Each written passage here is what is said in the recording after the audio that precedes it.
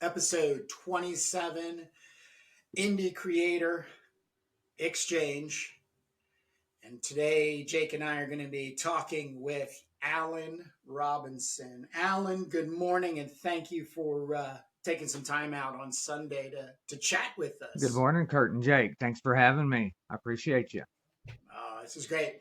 So the way I came across you was first, and this is literal. I'm not even exaggerating because I do have a tendency to exaggerate. But your don't with Tori comes into my Instagram feed, and so I'm flipped through, and I was like, oh wow, this is really cool. And then I think you started posting like a barbarian comic book type thing Mhm. too. So I was like, oh, Alan's right in my wheelhouse here. So let me follow.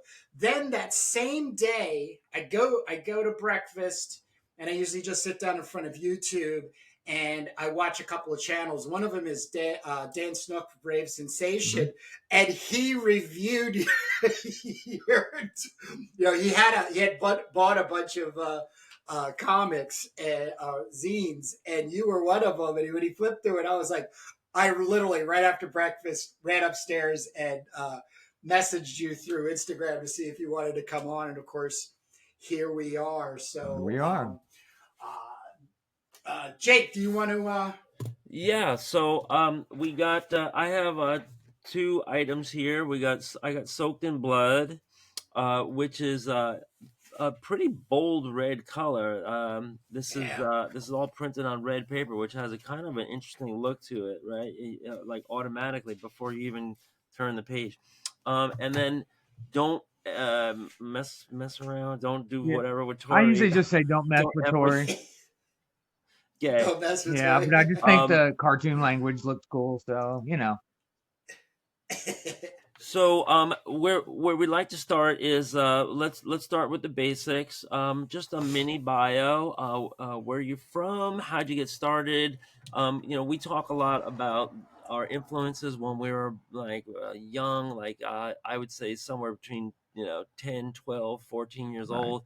The things that caught your eye. But how did you get into this? Well, I mean, it's kind of probably the similar story to most of us, I think. I think it was like 1987, 88. That's about 10 years old. I was at Kmart one day and I had to go to the dentist or something, and my dad was like, here, and he bought me a Ninja Turtles comic. It turns out it was the first publication, Woo. color reprints of the early Eastman and Laird joint.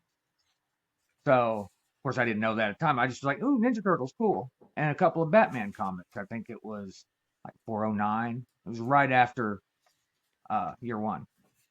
So I was like, okay, these are pretty neat. And of course, my face is all swollen from going to the dentist, so I was just happy to have him.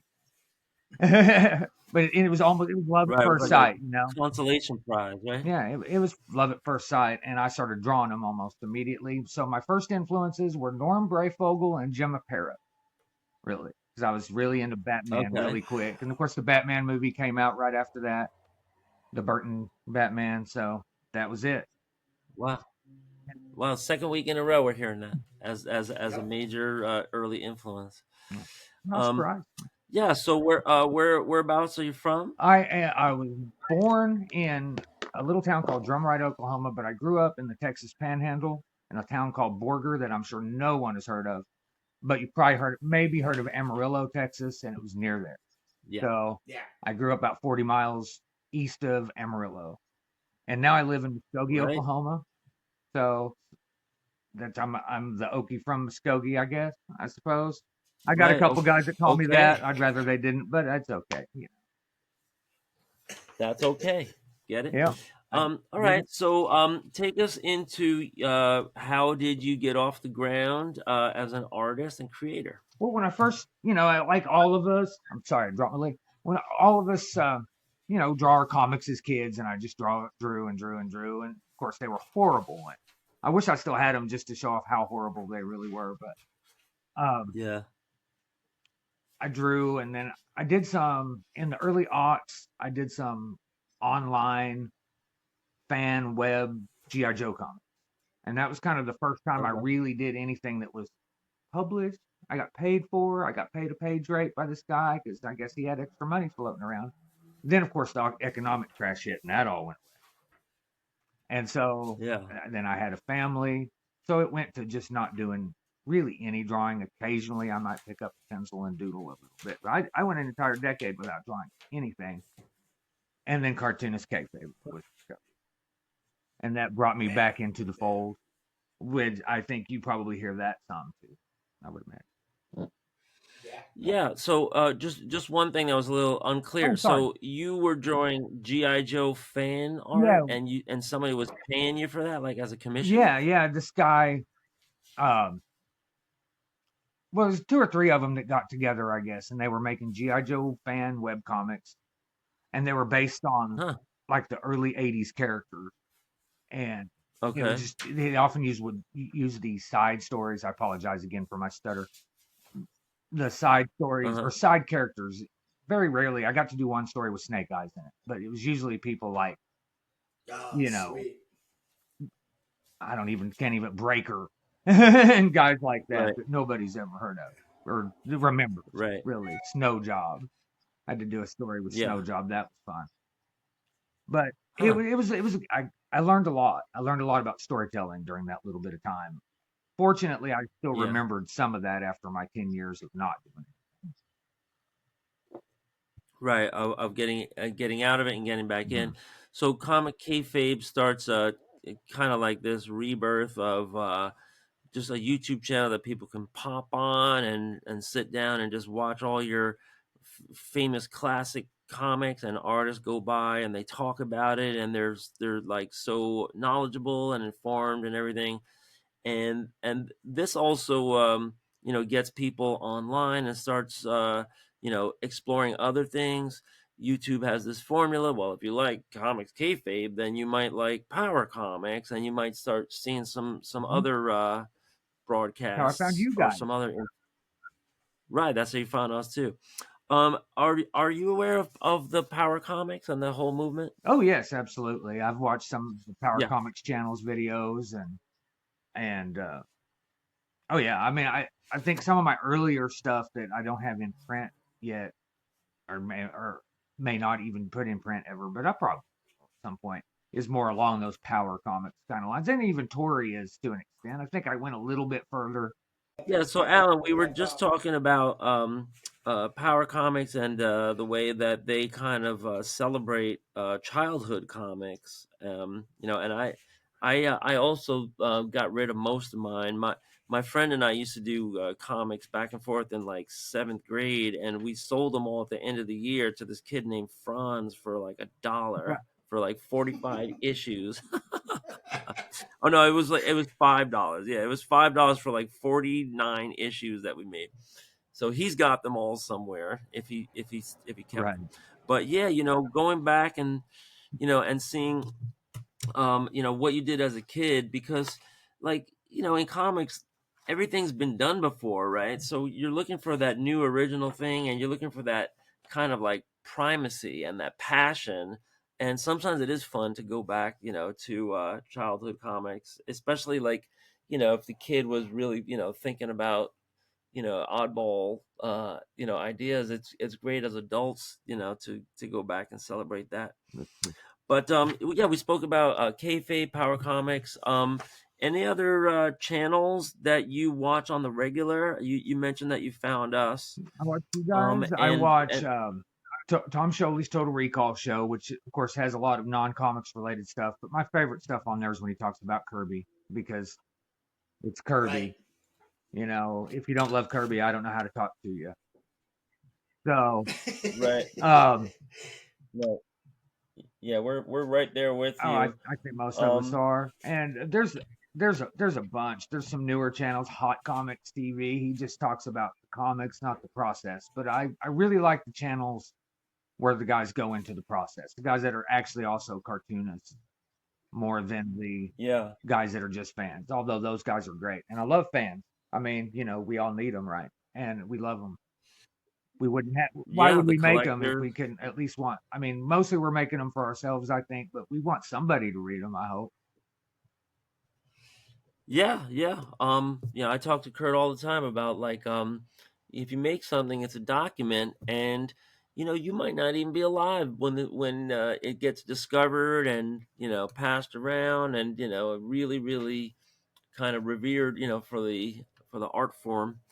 But yeah, so you got back into it, and then at some point you're putting pen to paper on a regular basis, and this is this the first thing that comes out No, at the that point? first thing that I've put out is this book. This was going to be backwards, but Goodbye Cruel World, Oh yes. #1. Uh-huh.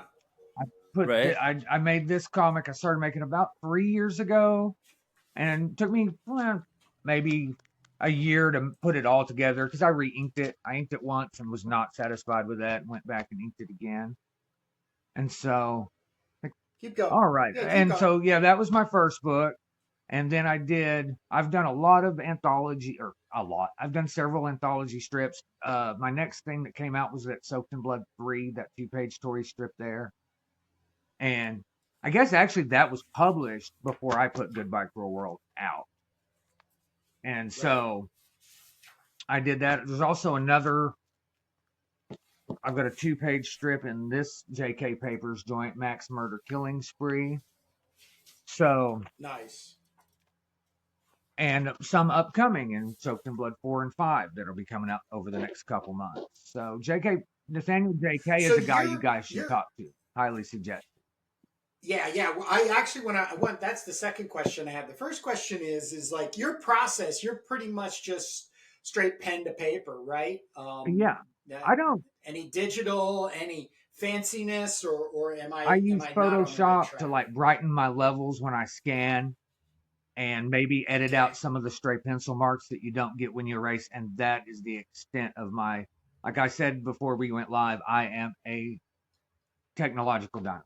So I use as little of it as I can get away with. I use Bristol right. board, pencils, paper, or pencils, mostly microns and brush pens. I do occasionally use the Okay. old dip pen, but I've just never quite.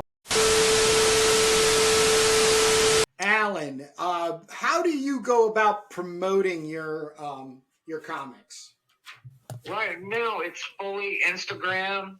Just the trying to crack that algorithm like everybody does, and I try to promote other people as well. I try to anybody that I even if they've got more followers than me, I don't care. I just if it's good, I want people to see it.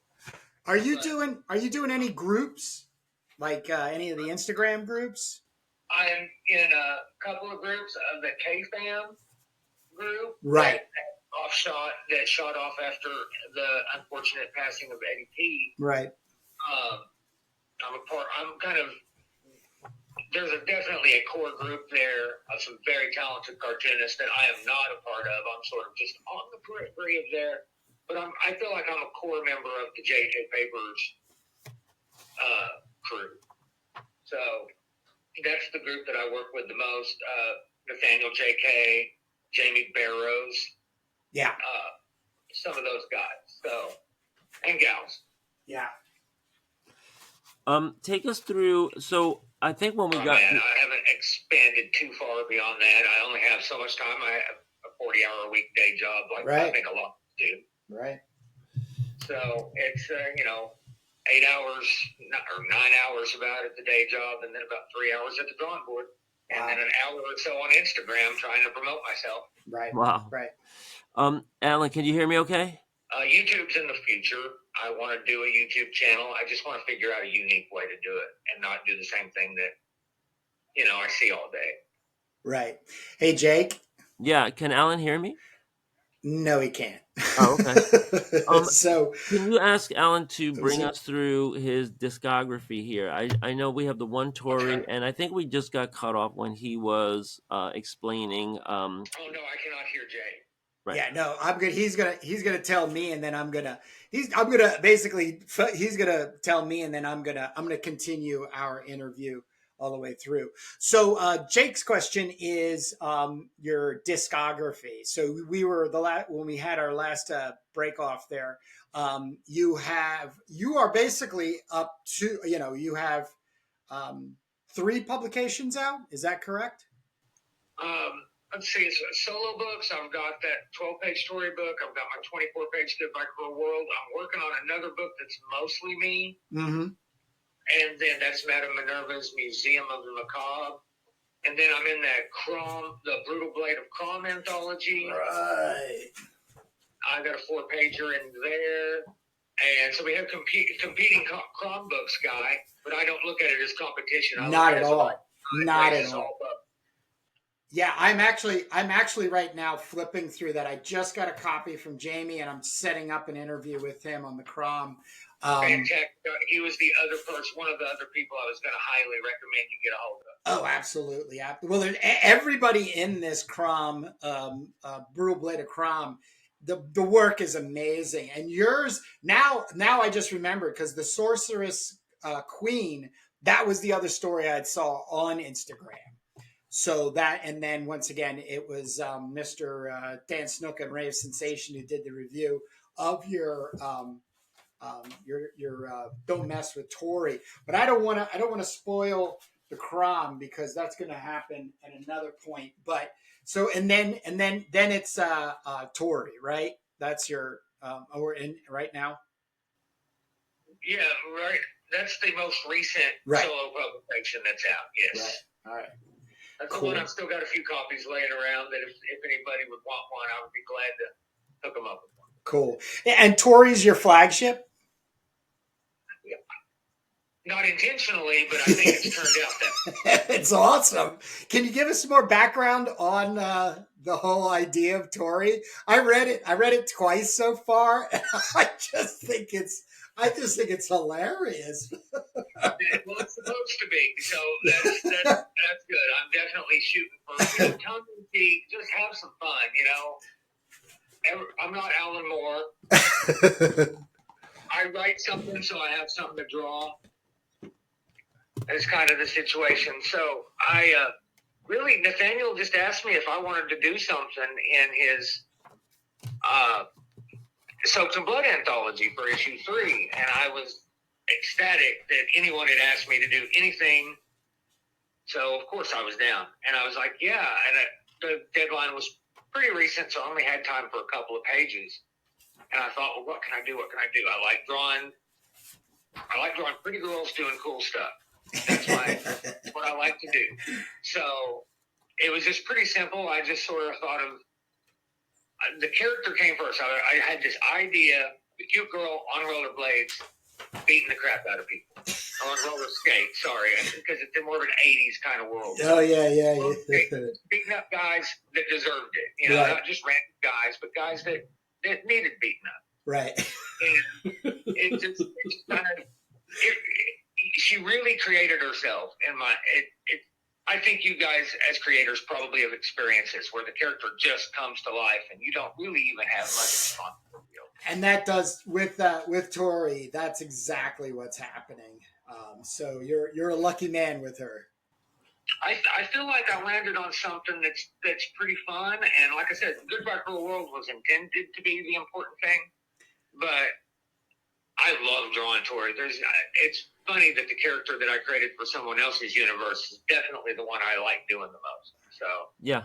So but I told Nathaniel I'll do Tori books as long as he'll let me. Awesome. It's fun. I feel like people, can identify with just a character that's out there having a good time doing what they want to do, just like we're trying to have a good time doing what we want.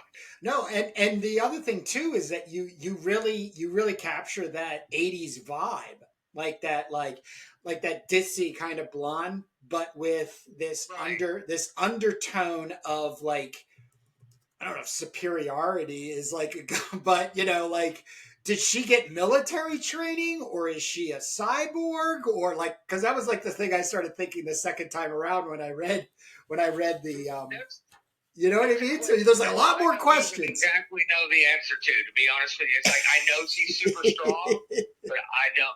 There's in this 19XDX world that Nathaniel has created, and that we're just adding to as we go and sort of building a universe. He's like the Stan Lee of Outlaw Comics, but without the IP theft. Yeah. So, because we get to own our creation. Right. But, so in that little world, it is kind of an 80s vibe. And I was there for some of the 80s, and I was a kid, but I remember that stuff. It was all over MTV, of course. And right. Back when MTV played music. Right. And everybody likes to complain about. But, yeah. I tried to nail that 80s feel, and I wanted to nail something that I wanted it to be fun, because the world isn't all the time. So especially now, I think we get enough depression on the news. We can have some fun with our comments. Right. Jake. Yeah. So, I mean, Alan will probably have to hear this on the playback, but my impression is this is very fun. He hit on a formula here, where this really lighthearted character. I guess that this would be like one of the Mary Sue characters, right? Where everything's always perfect. Nothing goes wrong, and so I appreciate that. You do get into these So situations where you can feel I'll obviously edit out this part. you get into this situation. Makes so much. Yeah. So the formula is really fun. You get into these situations where you start to feel tension building, and because there's all these bad actors coming in, but then Tori just kind of magically just wipes it all away with just like complete ass kicking, bloodthirsty violence. So that's a nice payoff for comic readers, because that you want to see some action. And it's tongue in cheek, so it isn't trying to do anything that it's not doing. And I think there's a good formula. I think he should keep going with this.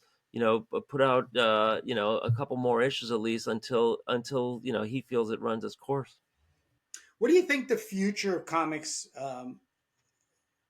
is going to be, and also at the same time what you hope it's going to be, Alan? Well, I'm afraid those are two different things. Right. But I hope they're not. What I really hope, and I think what most of us hope, is that it can survive via really creative people in the indie scene, keeping it going and keeping people looking at these books. That's what I hope. And maybe that is where it's going. I think manga is the future, though. Yeah. I mean, I really feel like as long as people are buying manga, at least they're buying comics. So if we can, just grab a small percentage of those manga kids that read our books too, then maybe that'll keep the old floppy alive too. Huh. Do you read any manga right now? Like, is there a particular manga artist that you're attracted to, or is it you just kind of keep your finger on the pulse?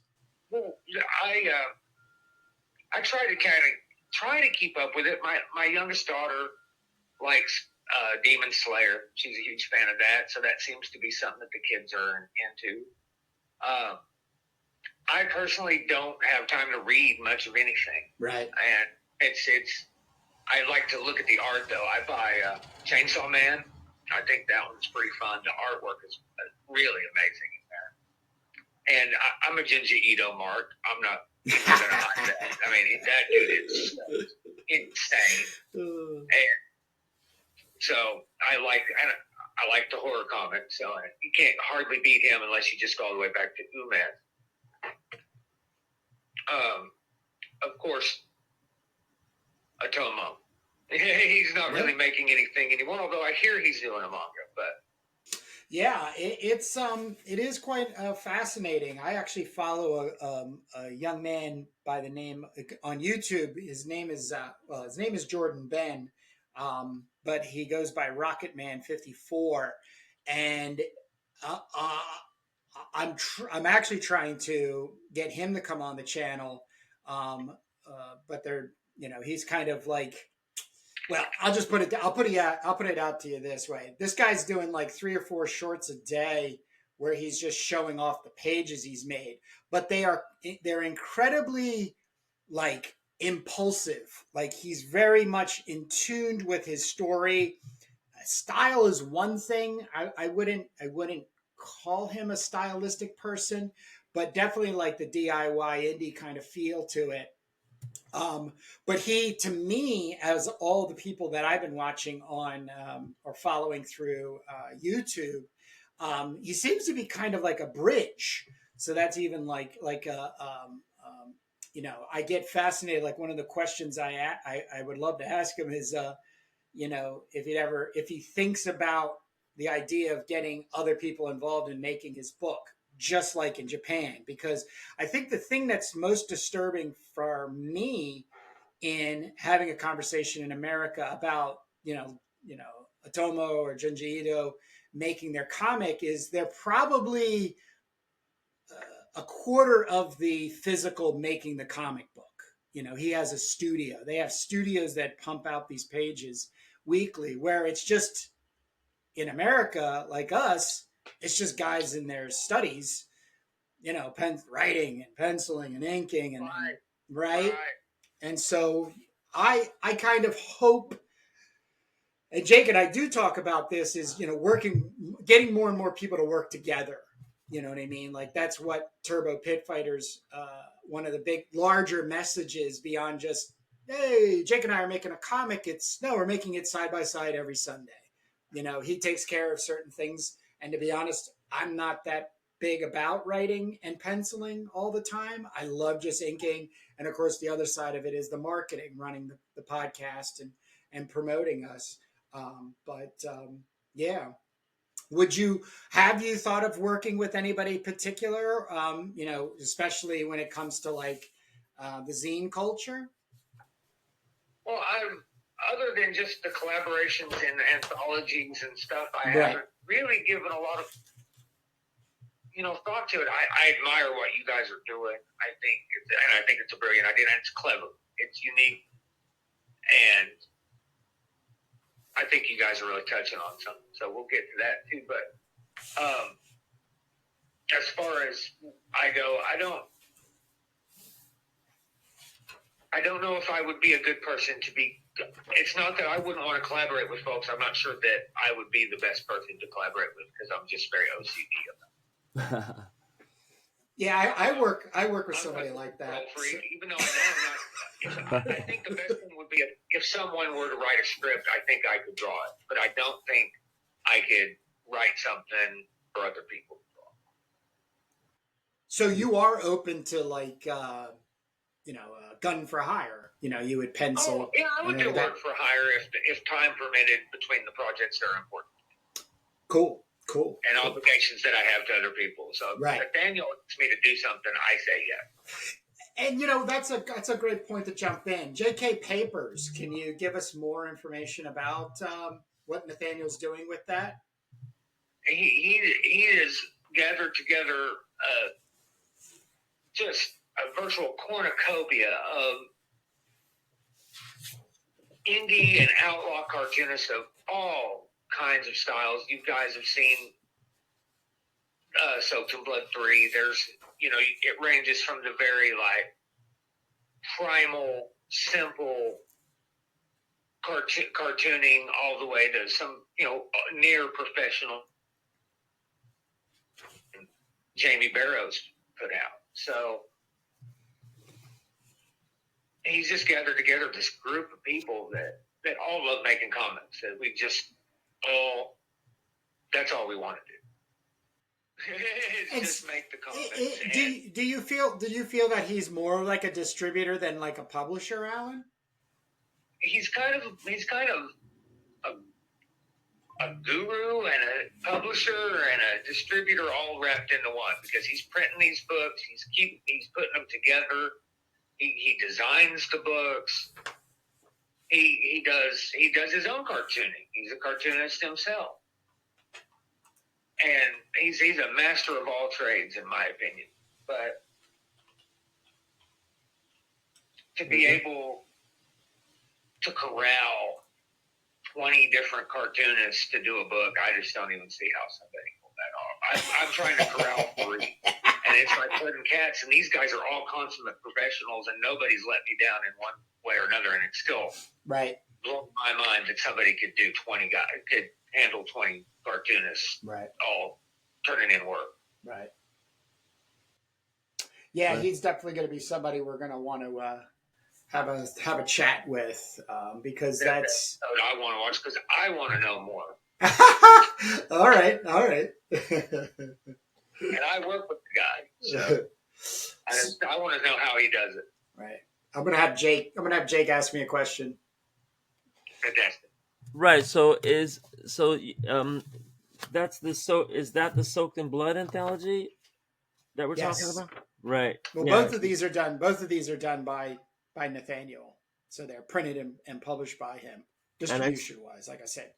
Right. I see Alex Turbin is in there. Yep. Alex is part of that too. Yeah.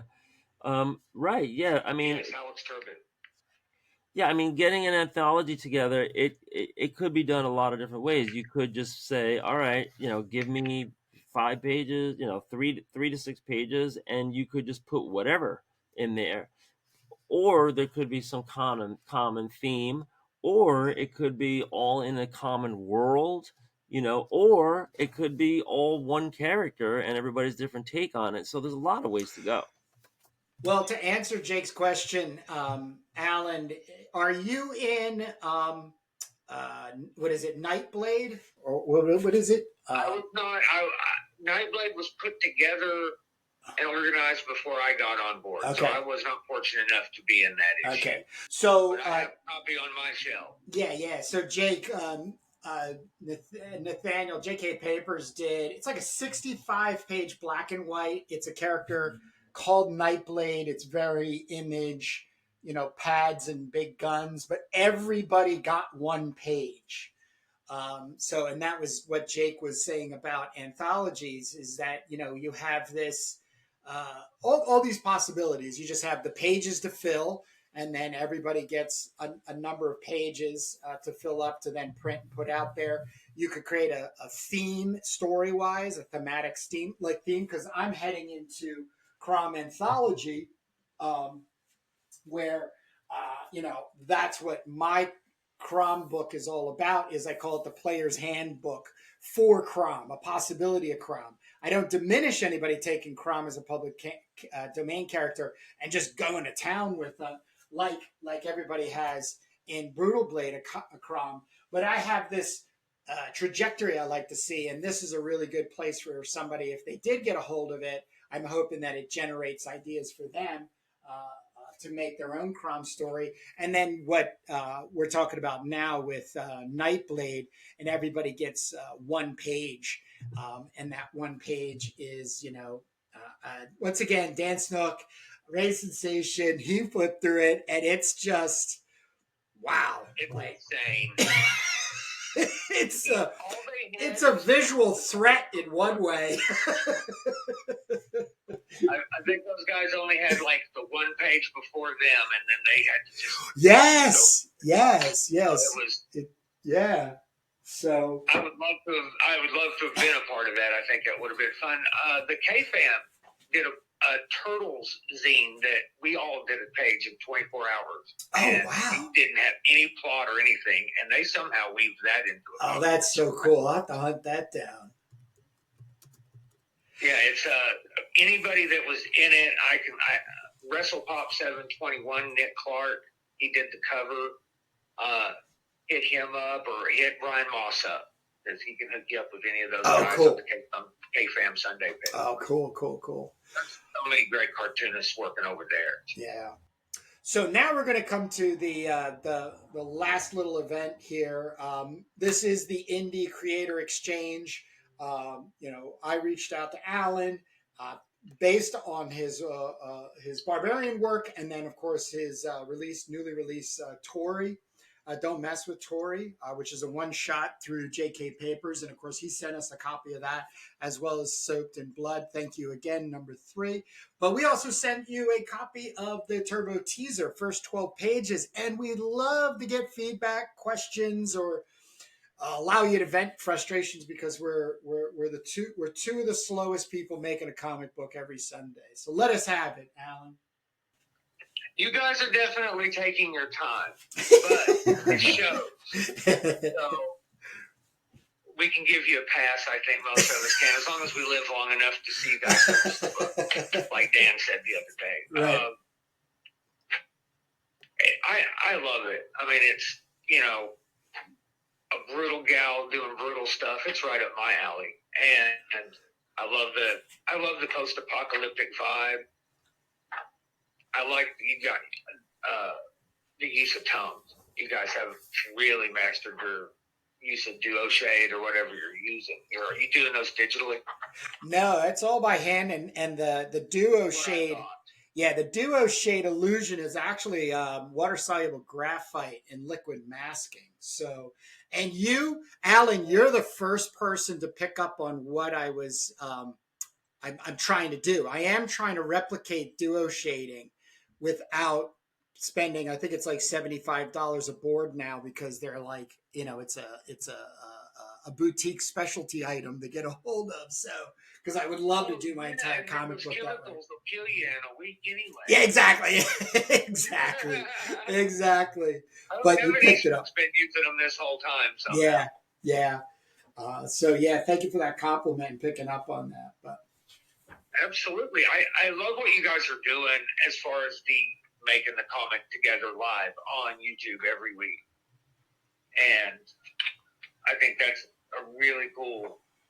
I don't want to use the word gimmick in a negative way, but in the positive, like wrestling gimmick way, because I think it's a very, very clever idea, and I applaud you for that, and I applaud you guys, Jake, for your storytelling. I think it's fantastic. I could read this comic without reading it. So, well, I did read it. Don't get me wrong, but I'm saying it reads clearly, and I think that's fantastic. And you're inking, man. I love what you're doing with the graphite. That is brilliant. Thank you. Yeah, you could steal that too, by the way. Like I said, I may have to give that a try when I go into my next book. Yeah, just even with a pencil, or like one of my other go-tos are just the like a graphite stick. You know, where it's a solid.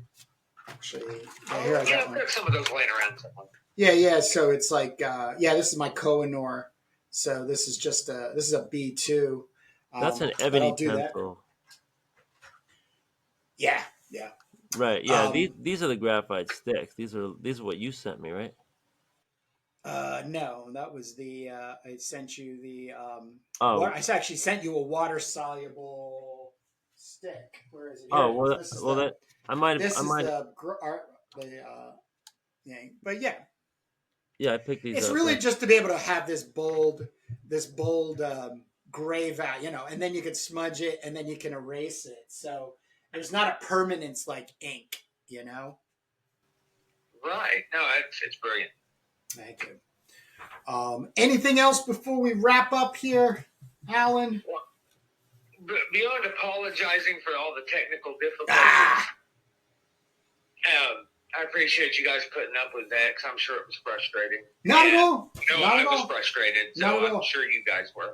Yeah, well, we're sorry to... You guys are super busy. You're trying to make a comic. I'm trying to make a comic. We're all trying to make a comic. Right. Or I have to be watching this maybe more or trying to make a comic too. Right. Yeah, I mean, the technology I want thing... to thank you guys for having me, and I want to thank you guys You're welcome. for making cool comics. You're welcome. And we're going to have you back on. So, I'm going to also technically help you work out some of those little techie bugs that you have on your side, which is, it's really no big deal. But, that's what our indie creator exchange is all about, is that we want to keep checking in with creators, what they're obviously working on, obviously sharing what we're working on, and be able to, really encourage each other to keep moving along, since, we sit in rooms by ourselves as long as we can to make comic books. The solitary brain is absolutely true. It's Right. a solitary venture. That's why I need a good podcast to listen to while you're working, But right? I do appreciate you guys having me, and thanks again. You're very welcome. And all the links that you've mentioned, especially getting to your Instagram, Alan, will be down below in the description. And we really do look forward to getting together with you, and also continue to follow you and Tori as you keep putting that material out. Keep an eye out. I plan to have more Tori coming out next year, and there's always going to be something coming out every few months from me. I'll just keep making comics until I can't anymore. Awesome. Well, you hold tight. We got a little bit of after show that we're going to do. But Jake, go ahead and give us anything that we need on the out. But that's all I have. Right. So, folks, if you are a creator and thank you want, everybody, and check me out, Alan Robinson Art on Instagram. Yes. Cool. Hold tight. folks should use this as an example. If you make comics, or if you see something that you want to flag for us that we can cover on our show, go ahead and submit it, send it in, and maybe you too can be in an episode. Even if you're just in an anthology or you have your own characters, be in touch. Also, check out our other channels. We have Comics That Influence, where we do flip throughs of the big indie comics that are out there that we love, and then we also have our Making Turbo Pit Fighter channel, where we're making the comic. So those are our offerings, and we'll see you guys in the funny pages.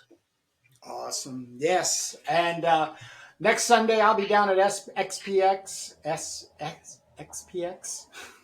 SPX. Ugh. And then the following Sunday, we'll be back for another live Making Turbo Pit Fighter. And I believe, trying to remember who we have. I'm going to flash it up on the screen. We have an interview on the 22nd. So with that being said, thank you, everybody, and we will see you again.